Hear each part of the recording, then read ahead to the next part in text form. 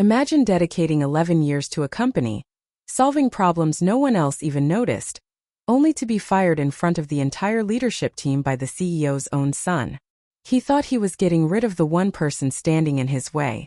What he didn't realize was that he had just removed the only employee who legally kept millions of dollars in projects moving. Within days, contracts were frozen, executives started blaming each other, lawyers got involved, and the board uncovered a truth that had been ignored for years. This isn't a story about revenge. It's about what happens when experience is mistaken for an obstacle, and why one careless decision nearly brought an entire company to a standstill. My name is Michael Carter. I'm 46 years old, and for the last 11 years, I worked as Director of Operations at one of the fastest-growing logistics companies in the Midwest. People often think operations is about schedules and trucks. It isn't. It's about preventing disasters that no one else even notices. If you do your job well, nobody thanks you because nothing goes wrong. If you make one mistake, everyone suddenly remembers your name. That Monday morning started like every other one. I arrived before 7, grabbed coffee from the break room, and reviewed the weekend reports before anyone else entered the office. 3 delayed shipments. 1 warehouse equipment failure. 2 customer complaints already resolved. Nothing unusual. I was halfway through my second cup of coffee when my assistant, Emily, knocked softly on my office door. Michael, the executive team moved the leadership meeting. To when? Now. I looked at my watch. It wasn't even 8 yet. That was strange. Leadership meetings were never moved without notice. Something was happening. The conference room was already full when I walked in. The CEO, Richard Bennett, sat at the end of the table. Next to him sat his son, Ethan, 29 years old, freshly promoted vice president after less than 2 years with the company. Most employees congratulated him. Privately, many wondered how someone with so little experience had climbed that quickly. Nobody asked out loud. Richard smiled as I took my seat. Good. Everyone's here. He looked unusually relaxed, almost excited. I have an announcement. The room became silent. As many of you know, succession planning has been underway for several months. Several department heads nodded. I've decided to give Ethan greater authority over company operations effective immediately. A few polite claps filled the room. Ethan stood. He adjusted his expensive navy suit and smiled with the confidence of someone who had never been told no for very long. Thank you, everyone. He paused dramatically. My first responsibility as vice president is making sure this company is ready for the future. More silence. That means making difficult decisions. His eyes landed on me. Michael Carter. He smiled again. Your employment ends today. For a moment, nobody moved. I honestly thought I'd misunderstood him. I'm sorry? You heard me. His voice remained calm. I've decided we need new leadership in operations. I looked toward Richard. The CEO avoided eye contact. That surprised me more than Ethan's words. For what reason? I asked. Ethan folded his hands behind his back. Over the last year, you've repeatedly resisted innovation. I've enforced company policy. You've slowed projects. I've required proper documentation. You've blocked investments. I've stopped purchases that violated our approval process. He laughed quietly. Exactly. Around the table, several executives shifted uncomfortably. Nobody spoke. I'd worked beside these people for years. We had solved crises together, negotiated contracts, survived supply shortages, built warehouses during the pandemic. Now every one of them suddenly found the table fascinating. I turned toward human resources. Is there written documentation supporting this decision? The HR director cleared her throat. We'll provide everything later. So nothing today? We're still preparing the paperwork. I nodded slowly. That answer told me everything. This wasn't planned. It had been announced before anyone completed the process. I stood. Not angrily. Not dramatically. I've always believed operations should protect the company, even when those protections are unpopular. Nobody interrupted. I've never refused progress. I looked directly at Ethan. I've refused shortcuts. His smile disappeared for just a second. Then it returned. "We appreciate your years of service." "No," I replied calmly. "You appreciate results. The difference matters." I picked up my notebook. Nothing else. No family photos. No laptop. No office decorations. Everything else belonged to the company. As I walked toward the door, someone behind me whispered my name. Another person sighed. Nobody followed. Outside the conference room, Emily was waiting. Her eyes were already red. "They really did it? It looks that way. This doesn't make sense." "No," I answered. "It doesn't." She hesitated. "They never asked me to prepare your exit documents." I stopped walking. "They didn't." She shook her head. "They only told me to cancel your afternoon meetings." "Interesting. Very interesting." I thanked her and continued toward the elevators. Halfway down the hallway, my phone vibrated. The first message came from David in procurement. I had no idea this was happening. The second came from Olivia in finance. "Call me when you're free. Something isn't right." The third arrived before I reached the parking lot. "Legal is asking questions. Don't sign anything yet." I read it twice. Legal? That was fast. Most companies informed legal before firing a senior executive. Apparently ours hadn't. I sat inside my truck without starting the engine. For the first time in 11 years, I had nowhere to be. Oddly enough, I didn't feel angry. I felt curious, because something about the entire situation felt rushed, almost careless. My phone rang. "Olivia." "Michael." "Hi. I probably shouldn't be calling." "You already did." She laughed nervously. "They're saying you resisted modernization. I required financial approval." "I know." Silence. Then she lowered her voice. "Michael." "Yes?" "They're trying to approve 3 warehouse automation contracts today." That caught my attention. "Today?" "Immediately. Those contracts weren't approved." "I know. They were missing supplier verification." Another pause. "They're approving them anyway." I leaned back in my seat. Suddenly the timing made perfect sense. For months I had delayed several expensive contracts because vendors hadn't passed compliance reviews. Nothing illegal. Just incomplete. Missing insurance certificates. Questionable subcontractors. Inflated maintenance costs. Every time I requested corrections, Ethan accused me of slowing growth. Now I was gone. The obstacles had disappeared. Or at least, he thought they had. I drove home just before noon. At exactly 12:14 p.m., an email from Human Resources arrived. It was only 4 sentences long. No explanation. No documentation. No formal reason. Only confirmation that my employment had ended effective immediately.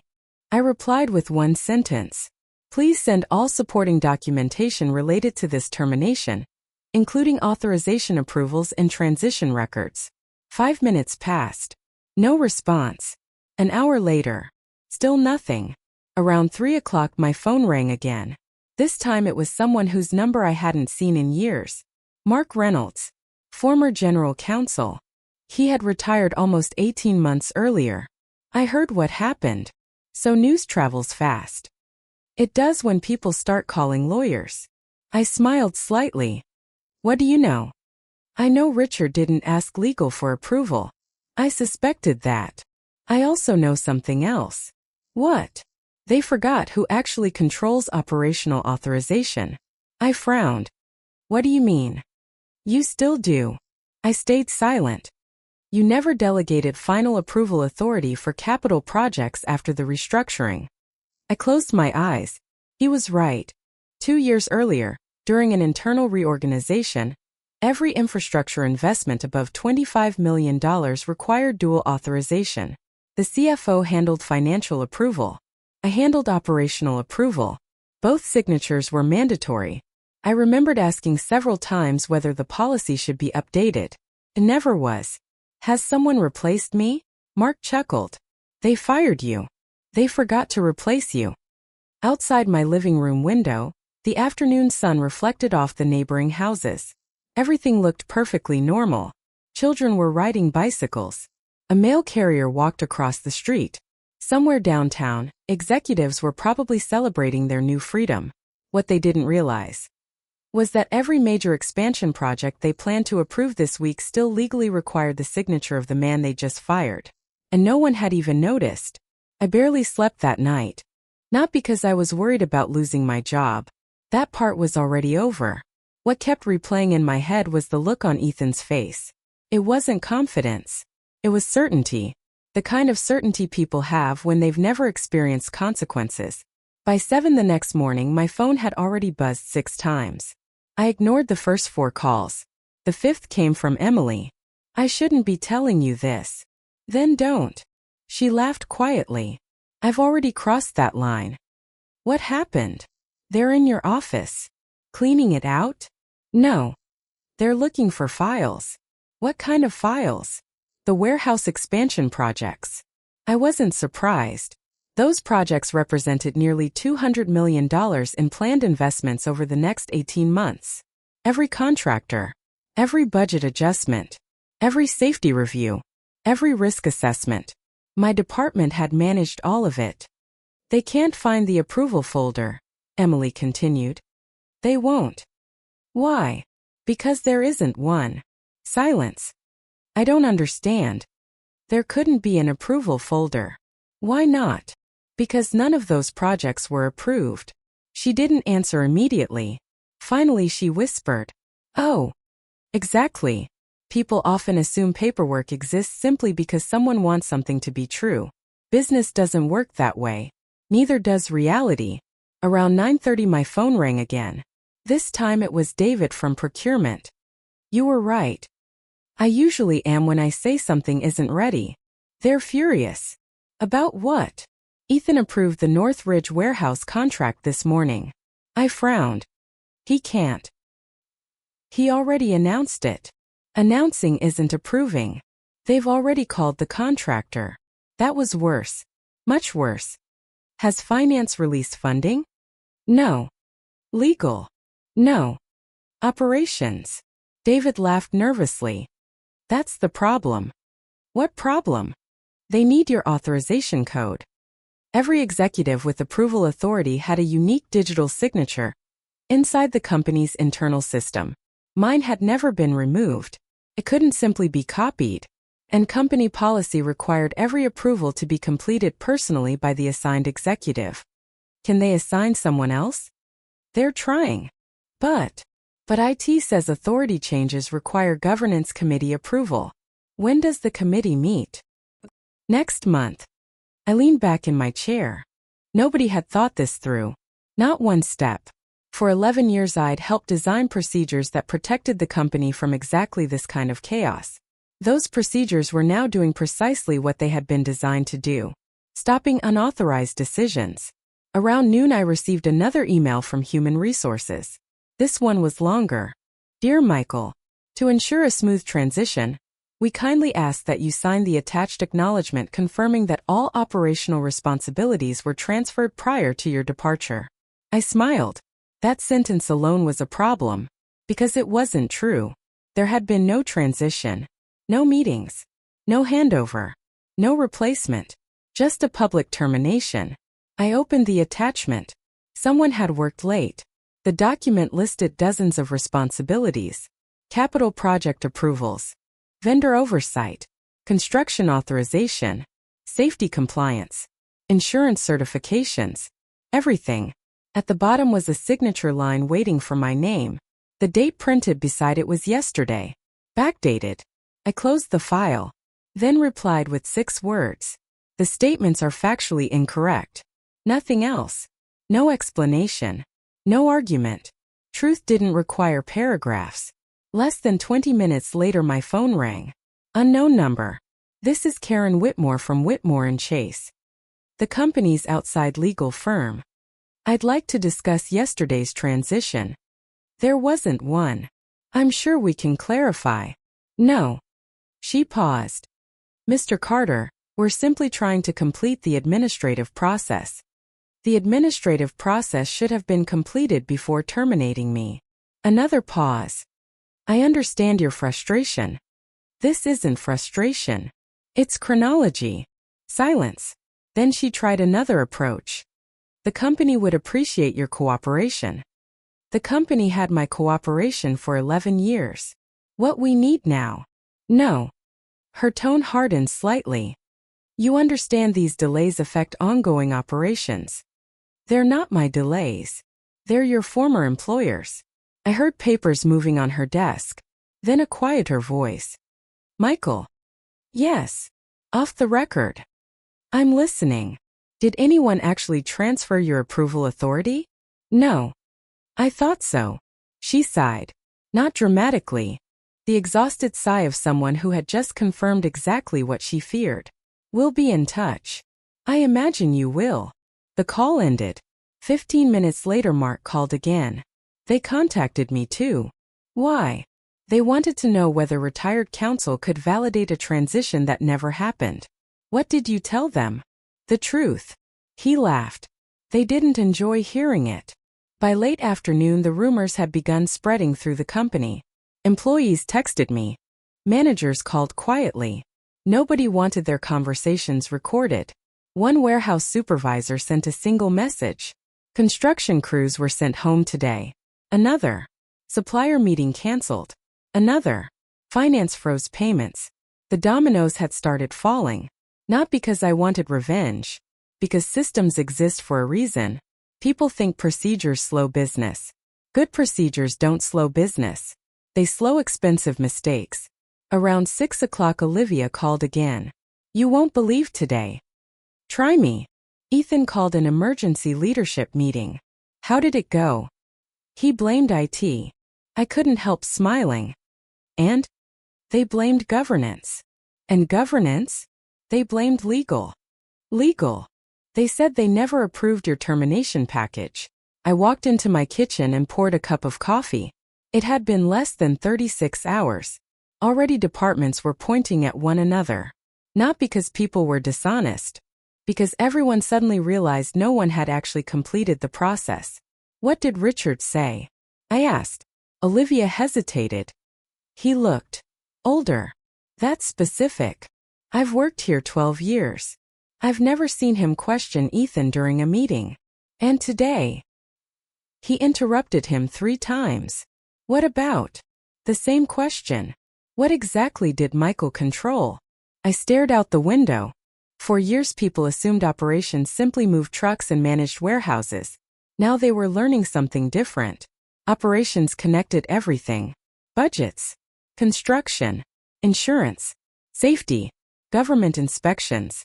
Vendor compliance. Without someone coordinating those pieces, every department could keep working, while the entire company quietly stopped moving. Before ending the call, Olivia said something I didn't expect. Michael. Yes? I think Richard honestly believed Ethan understood your job. And now, I don't think Richard understands it either. After the call, I sat alone in the quiet house. No meetings. No deadlines. No emergencies. For the first time in over a decade, none of the company's problems belonged to me. Yet somewhere across the city, executives were discovering something uncomfortable. Replacing an employee is easy. Replacing years of experience isn't. And the longer they searched for a shortcut, the more obvious one fact became. They hadn't fired the obstacle. They had fired the person who knew how to keep everything working. Thursday morning began with an unfamiliar feeling. Silence. 4 years my mornings had started with dozens of emails, overnight reports, emergency calls, and delivery updates from warehouses across 5 states. Now, nothing. I made breakfast, poured another cup of coffee, and sat on my back porch. At exactly 8:17 a.m. My phone rang. Richard Bennett. For several seconds I simply looked at the screen. Then I answered. Good morning. It isn't. His voice sounded different.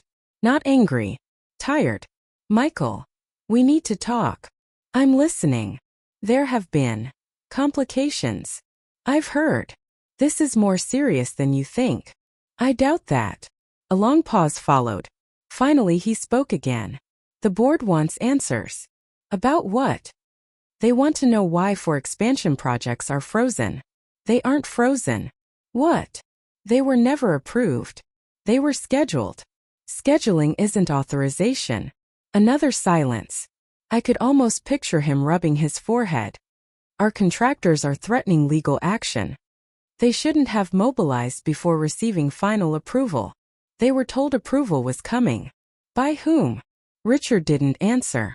He didn't have to. We both knew. Ethan believed everything was ready. I know. He says you intentionally delayed those projects. I delayed incomplete paperwork. He's convinced they could have been fixed later. I sighed quietly. Richard. Yes. Do you know why airlines don't repair engines after takeoff? He hesitated.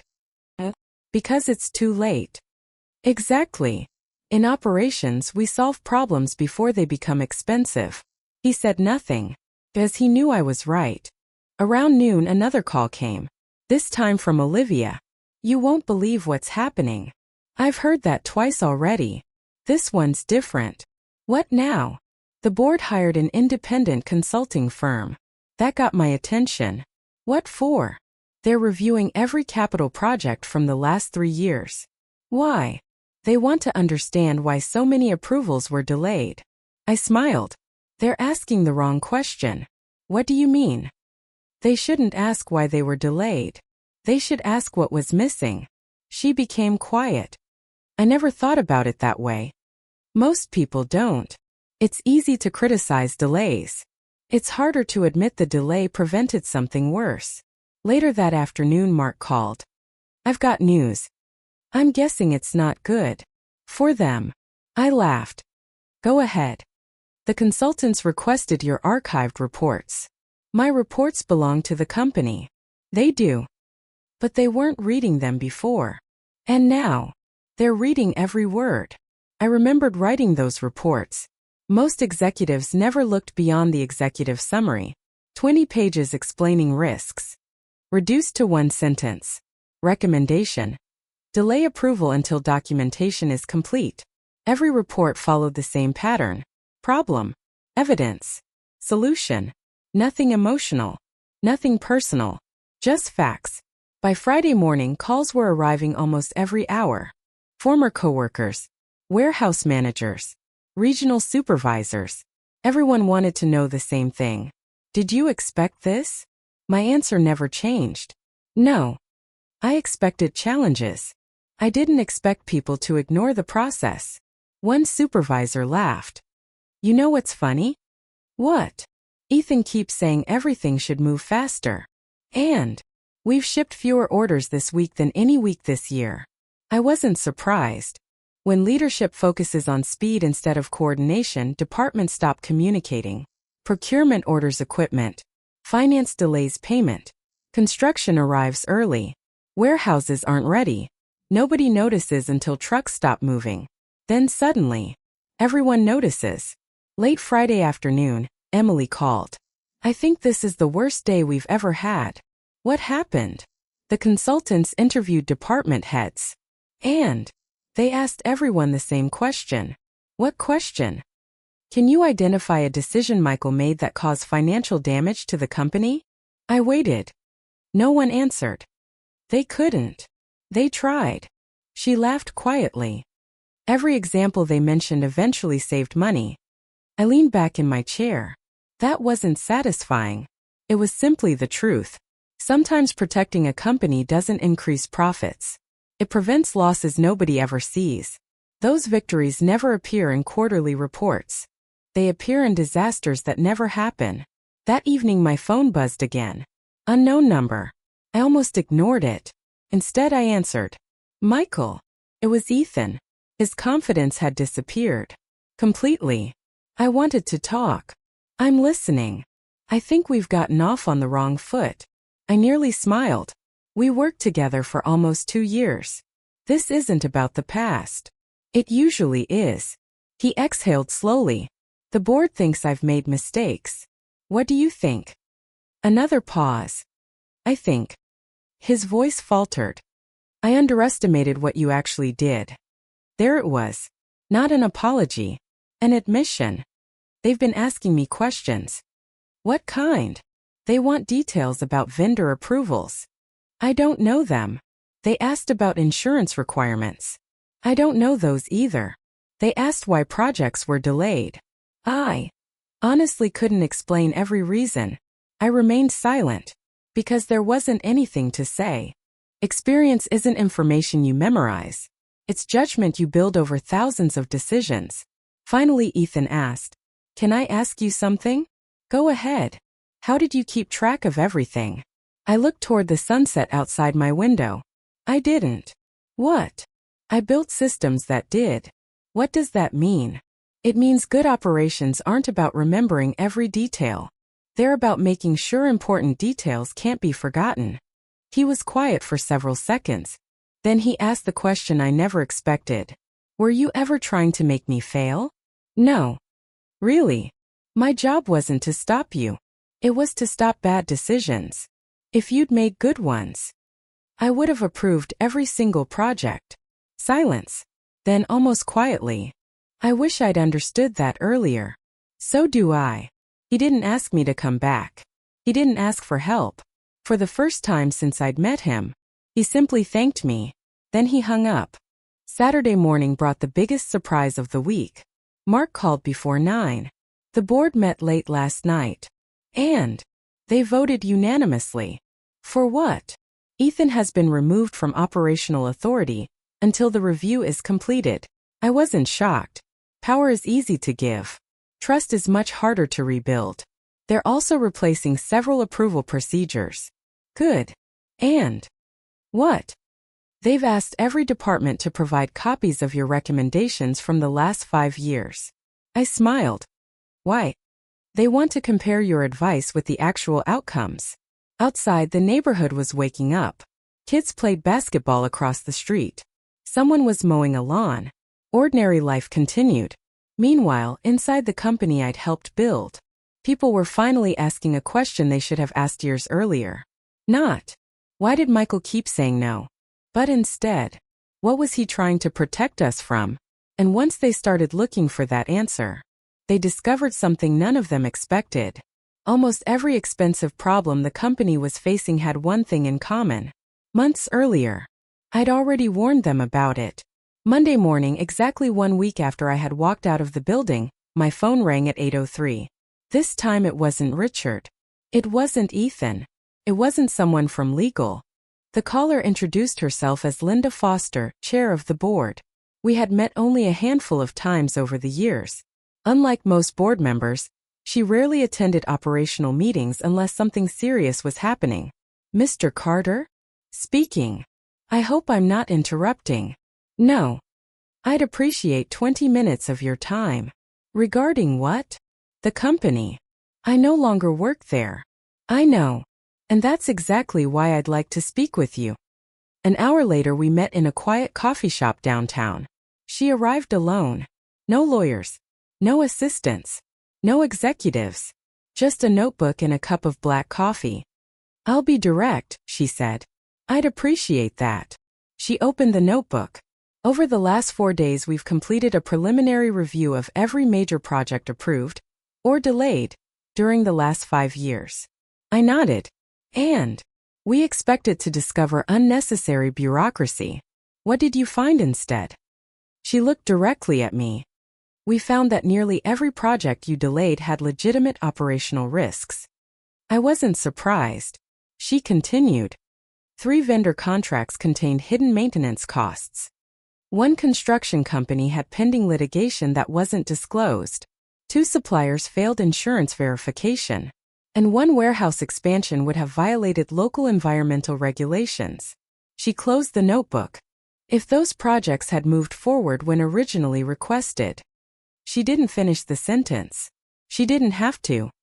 "I owe you an apology," she said. "You don't." "Actually, I do." She paused. "The board trusted summaries instead of evidence. We assumed delays meant resistance. We never asked what those delays prevented." For several moments neither of us spoke. Finally she asked, "Can I ask you something honestly?" "Of course." "Why didn't you defend yourself in the meeting?" I smiled slightly. "Because people who already believe a story rarely change their minds during an argument. And later, they usually ask better questions." She nodded slowly. Think you're right. Before leaving, she slid an envelope across the table. Inside was a formal letter. The board unanimously offered me my previous position back, along with a higher salary, a retention bonus, additional authority, and a public statement acknowledging that my dismissal had been handled improperly. It was an impressive offer. 1 week earlier, I probably would have accepted without hesitation. Now, it felt different. I appreciate this, I said, but my answer is no. She didn't look surprised. May I ask why? Because respect offered after a crisis isn't the same as respect shown before one. She quietly folded the letter back into the envelope. I was afraid you'd say that. That afternoon Richard called one final time. I heard you declined. I did. I'm sorry. I know. No. I mean it. His voice sounded older than it had a week earlier. I spent years believing experience could be replaced by confidence. I was wrong. You weren't the only one. I should have protected the people who protected the company. Neither of us spoke for several seconds. Finally he asked, "What are you going to do now?" "I've accepted another position." "So it's final?" "It is. I hope they appreciate you." "I hope so too." Before hanging up, he said something I never expected to hear. "You were the best executive this company ever had." It was a kind thing to say, but it arrived too late to change anything. 3 weeks later I started my new role as Chief Operating Officer for a regional manufacturing company. It wasn't as large as my previous employer. It didn't have the same impressive headquarters, or the same revenue. What it did have was a leadership team that asked questions before making decisions. On my second day, one department requested approval for a major equipment purchase. After reviewing the proposal, I declined it. The room became quiet. Then the CEO smiled. "Walk us through your concerns." For nearly 15 minutes we discussed supplier reliability, warranty terms, installation timelines, and long-term operating costs. Nobody rolled their eyes. Nobody accused me of slowing progress. When I finished, the CEO simply nodded. "Let's fix those issues first." Meeting over. I drove home that evening with a strange feeling, for the first time in years. Saying no hadn't made me the problem. It had made me part of the solution. About 2 months later I met David for lunch. He still worked at my former company. "They've changed everything," he told me. "In a good way?" "I think so. Every project now requires documented risk reviews. Department heads actually read the reports. The board attends operational briefings. And nobody approves major spending without asking 10 questions." I smiled. "Sounds healthier." He laughed. "You know what's funny?" "What?" "People keep quoting things you used to say." "Like what?" "Fast decisions aren't always smart decisions. Every shortcut creates a longer road later. Fix the cause, not the symptom." I laughed. I didn't realize anyone was listening. They weren't. He grinned. They are now. Near the end of lunch, David hesitated before asking one last question. "Can I ask something personal?" "Sure. Were you ever angry?" I thought about the meeting, the whispers, the emails, the sleepless nights, Richard, Ethan, the board, everything that had happened. Then I answered honestly. For about 24 hours. And after that, I realized anger wouldn't improve my future. So what did? Moving forward. A year later, industry news announced that my former company had returned to stable growth. They had a new executive team, new operational policies, better internal controls. Ethan no longer held a leadership position. According to people who still knew him, he had taken a project management role at another company. Smaller, less glamorous, but one that required him to learn the fundamentals of operations from the ground up. I genuinely hoped he succeeded. Not because he deserved another shortcut, but because everyone deserves the chance to become better after making mistakes. As for me, I never regretted leaving. Looking back, I realized something that took me decades to understand. A good career isn't built by always being right. It's built by being willing to protect the truth, even when the truth is inconvenient. People may misunderstand your intentions. They may call you difficult. old-fashioned, too careful. But if your decisions are based on integrity rather than ego, time has a way of revealing their value. In business, reputations can be damaged in a single meeting. Trust can disappear with one careless decision. But character is different. Character is built quietly, one honest choice at a time. And when the noise finally fades, that's the only thing people remember.